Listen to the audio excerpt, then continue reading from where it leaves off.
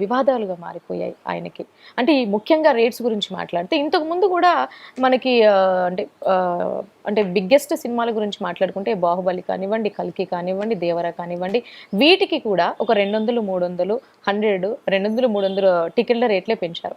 కానీ ఈ 'పుష్ప 2'కి ఏకంగా 800, 1230, 1200 ఇట్లా పెంచడాన్ని మీరే విధంగా చూస్తారు? ఇప్పుడు నేను ఒకటే అంటానమ్మా, రేటు పెంచినంత మాత్రాన మనకి జనాలు పెరుగుతున్నారు, గ్రాస్ పెరుగుతున్నారంటే, మనం గతంలో 100 రూపాయల టికెట్కి 'బాహుబలి 1' వచ్చింది. 'బాహుబలి 1' 1000 కోట్ల రూపాయలు చేస్తే మనం 1200 కోట్లకి మనం ఎంత చేయాలి? 12,000 కోట్లు చేయాలి. ఆ ప్రకారం ఆడియన్స్ చూసినట్టయితే. ఆ తర్వాత 'బాహుబలి 2' 250 రూపాయలు చేశారు. అది ఎన్ని వేల కోట్లు చేసిందో చూస్తే దాన్ని బట్టి రెట్టింపు ఆడియన్స్ ఎంతమంది వచ్చారో చూడాలి. మనకు 'దేవర' 360 రూపాయలు చేశారు. 360 రూపాయలు ఎంతమంది ఆడియన్స్ చూసారో, ఎన్ని వందల కోట్లు వచ్చిందో చెప్పాలి. 'రంగస్థలం' ఓన్లీ 200 రూపాయలే చేశారు, 150 రూపాయలే. అది ఎంత ఆడియన్స్ వచ్చారు, ఎంతమంది వచ్చారో చెప్పాలి. ఈరోజు మనం 1200, 900 రూపాయలు ఓన్లీ బెనిఫిట్స్ వాళ్ళు అమ్మడం వల్ల, మనం మార్నింగ్ షో 560, 630, 350 రూపాయలు అమ్మడం వల్ల ఎన్ని కోట్ల మంది ఆడియన్స్ సినిమా చూశారు, ఎన్ని వేల కోట్లు మనకు ఆదాయం వచ్చింది. రికార్డులు బద్దలు కొడతాం అంటే ఆడియన్స్ రాకుండా మన డబ్బు చూపించి అంకిల్ గ్యారెడీ చూపించి ఆ అంకిల్ గ్యారెడీలో రికార్డులు బద్దలు కొట్టారంటే అది కరెక్ట్ కాదేమో. ఇది నా అభిప్రాయం. ఇప్పుడు 3 కోట్ల మంది 'బాహుబలి 1' చూశారనుకోండి, 'బాహుబలి 1' 2 కోట్ల మంది చూశారనుకోండి, మన 'రంగస్థలం' 3 కోట్ల మంది చూశారనుకోండి, 'దేవర' 2 కోట్ల మంది చూశారనుకోండి, వాళ్ళకి ఎన్ని వందల కోట్లు వచ్చింది. మనకి ఇంత రేటు పెట్టినంత మాత్రం ఎంతమంది ఆడియన్స్, ఎన్ని కోట్ల మంది ఇప్పుడు చూశారు, మీకు ఎన్ని వందల కోట్లు వచ్చింది. ఆడియన్స్ లెక్క కూడా ఉండాలి. కానీ అదే పాత 3 కోట్ల మంది ఆడియన్స్ చూస్తే కొన్ని వేల కోట్లు రావాలి. ఇంకా వేల కోట్లు కదా, 1000 కోట్లు దాటలేదుగా. అప్పుడంటే ఎంతమంది మనకు వచ్చినట్టు, ఎంతమంది ఆడియన్స్ వచ్చినట్టు? అంటే సార్ ఇప్పుడు అంటే నేను మామూలుగా అంటున్నా, ఆడియన్స్ ఎంతమంది వచ్చినట్టు మనం అర్థం చేసుకోవాలి. ఇప్పుడు రికార్డులు భద్ర కొట్టొద్దండి. మీరు ఆల్ రికార్డులు భద్ర కొడితే మాకు కొద్ది సినిమా బాగుంది, మంచి సినిమా, తక్కువ రేటుకి ప్రేక్షకులకి మంచి రేటుకి అందించి మన హై బడ్జెట్ అయింది, ఆ సినిమాని డబ్బులు వసూలు చేసుకున్నాం, తక్కువ డబ్బుకి మనం ప్రజలు చూడటానికి మనం సహాయం అందించి వాళ్ళకి తక్కువ రేట్లో సినిమా అందిస్తే రన్నింగ్ వస్తుంది. అఖండ సినిమా 50 రోజులు ఆడింది, 100 రోజులు ఆడింది, కొన్ని కోట్ల మంది సినిమా చూశారు. భీమానాయక్ సినిమా ఉంది, రేటు పెంచలేదు, కొన్ని కోట్ల మంది సినిమా చూశారు. ఒకరి షాప్ ఉంది, రేటు పెంచలేదు, కొన్ని కోట్ల మంది సినిమా చూశారు. తర్వాత సినిమా, మొన్న సినిమా ఏదో అంతే, పవన్ కళ్యాణ్ గారికి తర్వాత సినిమాలు రేట్లు పెంచారు. రేట్లు పెంచి ఆడియన్స్ తగ్గారుగా, ఆడియన్స్ తగ్గిపోతారు కదా.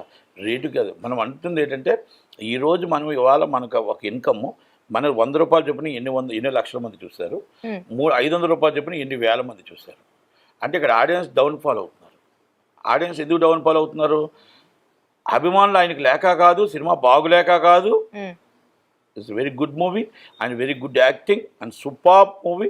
నా భూతో నా భవిష్యత్తు, ఆయన యాక్టింగ్కి ఎవరు కూడా సరిపోరు, రాబోరు.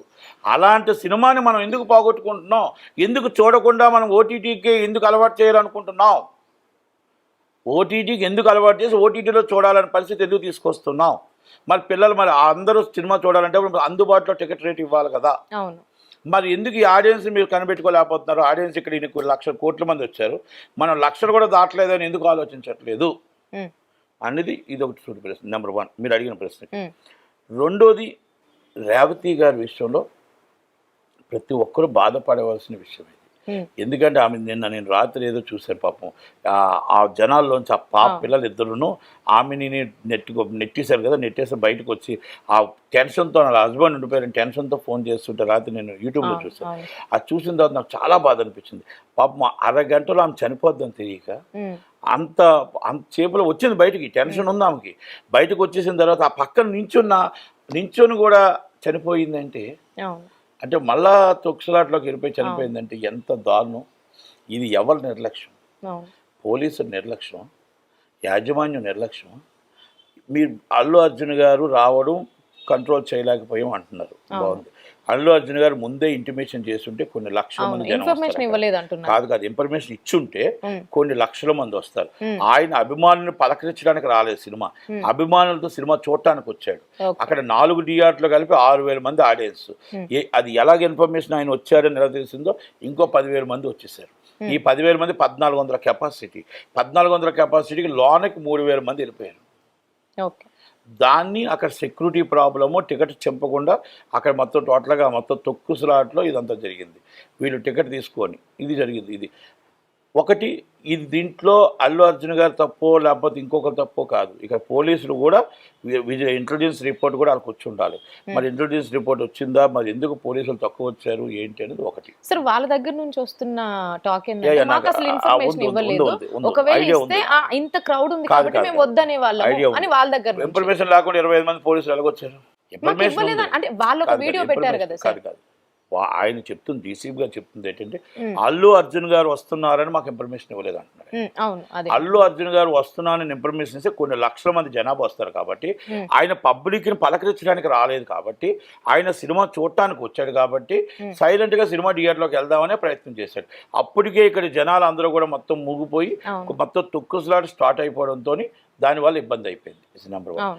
నెంబర్ 2, అభిమానం మనకి తల్లిదండ్రులంటే ఎంతో మన హీరో కూడా అంతే అభిమానం.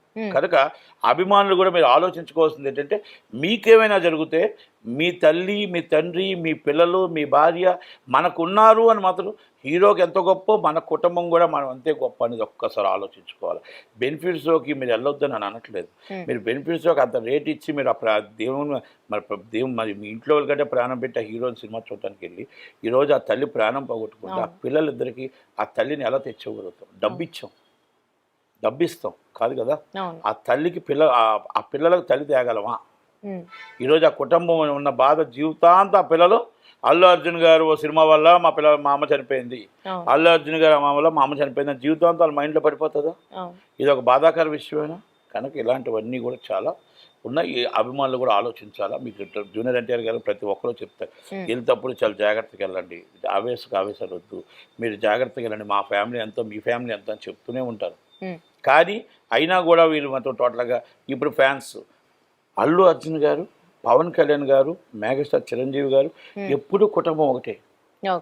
ఆత్మ ప్రత్యాత్మ, బాబాయి అబ్బాయి, మామయ్య అల్లుడు, మీరు ఏదైనా అనుకోండి, వాళ్ళ కుటుంబం ఎప్పుడు కూడా ఒకటే. ఇప్పుడు మీరు ఇందాక మురళీమోహన్ గారి ఫ్యామిలీ కోసం, మోహన్ బాబు గారి ఫ్యామిలీ కోసం మాట్లాడారు, వాళ్ళంతా ఒకటే ప్రెస్ మీట్ పెడతారు, మీరంతా పిక్చర్ అవుతారు.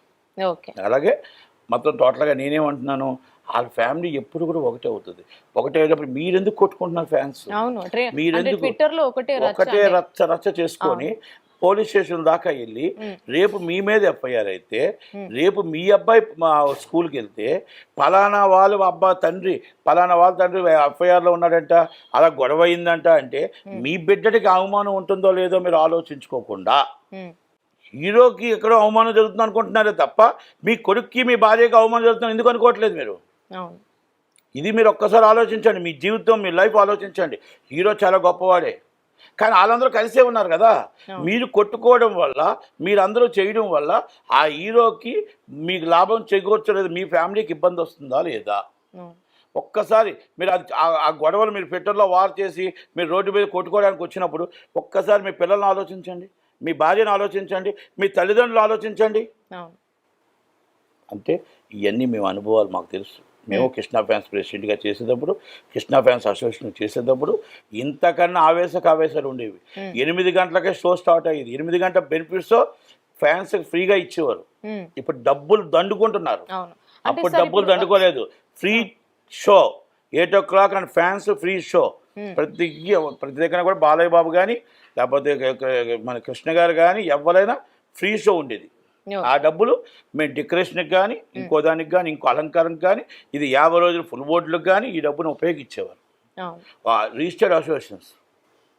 అంటే నేను ఎందుకు చెప్పుకొస్తున్నానంటే ఫ్యాన్స్ అంటే ప్రాణం, హీరో అంటే ప్రాణం, అలాగే మనకున్న ఫ్యామిలీ కూడా ఒక ప్రాణం ఉండాలి అనే ఉద్దేశం. ఈ పుష్పలో జరిగిన ఇన్సిడెంట్ని బట్టి ఇవన్నీ నేను చెప్పుకుంటూ వస్తూ ఈరోజు కూడా ఆడియన్స్ తగ్గిపోయారు, కారణం రేటు పెరగడం వల్ల. బయట ఒక సోషల్ మీడియాలో పబ్లిసిటీ వల్ల. దయచేసి దీన్ని రెక్టిఫై చేయాల్సిన బాధ్యత ప్రొడ్యూసర్స్ ఉంది, హీరో గారిది ఉంది.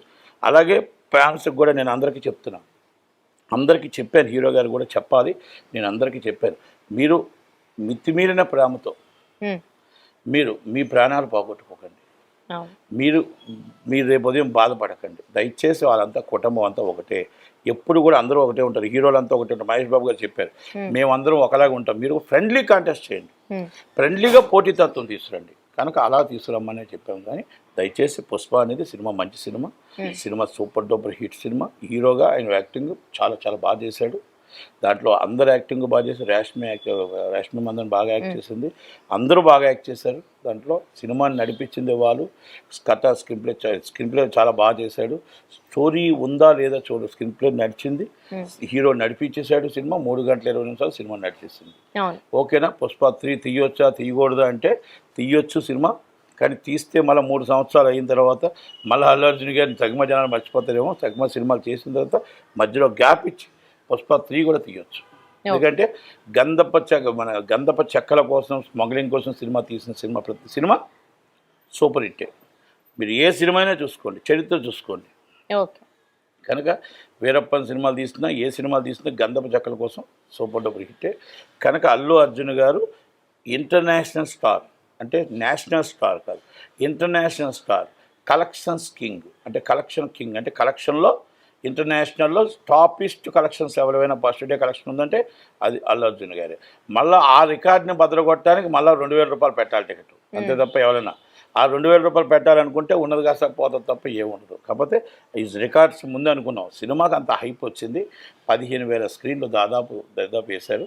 వేసిన స్క్రీన్లు అన్నీ కూడా ఫుల్ అయ్యాయి. కాకపోతే సోమవారం నుంచి కొంచెం కలెక్షన్స్ డల్ అవడం వాస్తవే, ఆడియన్స్ తగ్గడం వాస్తవే, రేటు పెరగడం వల్ల. కనుక అవన్నీ కూడా ఒకసారి ఆలోచించుకోవాలా. సినిమా అయితే చాలా 3 గంటల 20 నిమిషాలు చాలా బాగా చేశారని చెప్పచ్చు. సరే, ఇప్పుడు మీరు అన్నారు కలెక్షన్ కింగ్ ఎవరు, మన అల్లు అర్జున్ గారు అని. మీరు ఇప్పుడు ఇంతకుముందు మాట్లాడినట్టుగా కలెక్షన్ కింగ్ మోహన్ బాబు గారు, కృష్ణ గారు, సీనియర్ ఎన్టీఆర్ గారు, వాళ్ళ సినిమాలు అప్పుడు బెనిఫిట్ షోలు మేము ఫ్రీగా ఇచ్చేవాళ్ళం ఫ్యాన్స్కి అన్నారు. మరి ఇప్పుడు అదే ఫ్యాన్స్ బాధపడుతున్నారు ట్విట్టర్లో. మీరు అసలు మా గురించి ఆలోచించకుండా ఒక్క టికెట్ ఒక్కరికి 2,000 పెంచడం ఏంటండి? మా ఫ్యామిలీలో 5 ఉంటే అంటే 10,000 మేము సినిమా పెట్టి చూడాలా? మీరు ఇదే నా ఫ్యాన్స్కి ఇచ్చే మర్యాద అని వాళ్ళు కూడా బాధపడుతున్న సందర్భాలు ఉన్నాయి. సో దానికి ఏం చెప్తారు మీరు? మీరు అడిగి కరెక్టే. నేను కలెక్షన్ కింగ్ అని అంటే అర్థమైపోయింది, మీకు అర్థం అవ్వలేదు. కలెక్షన్ కింగ్ అంటే ఫ్యాన్స్ వీక్నెస్ని క్యాష్ చేసుకున్నారు అని అర్థం. ఫ్యాన్స్ వీక్నెస్ని అంటే మనం ఎలాగంటాం, ప్రాణం పెడతాం. ఆ ప్రాణాన్ని హీరో అంటే మనం ప్రాణం పెడతాం. ఆ వీక్నెస్ని మీరు 1,300 టికెట్ పెట్టారు, ఆ వీక్నెస్ని 900 టికెట్ పెట్టారు. అందుకే పిచ్చోళ్ళ టికెట్లు కొనుక్కొని ఆ తొక్కులాట్లో ఆమె ప్రాణం పోగొట్టుకొని పిల్లలకి తల్లి లేకుండా పోయింది. అర్థమైనది మీకు తెలుసా? అందుకని మీకు చెప్పాను. మళ్ళా కలెక్షన్ కింగ్ అంటే వేరే విధంగా కాదు. మీరు మోహన్ బాబు గారిని వాళ్ళని కలపకండి.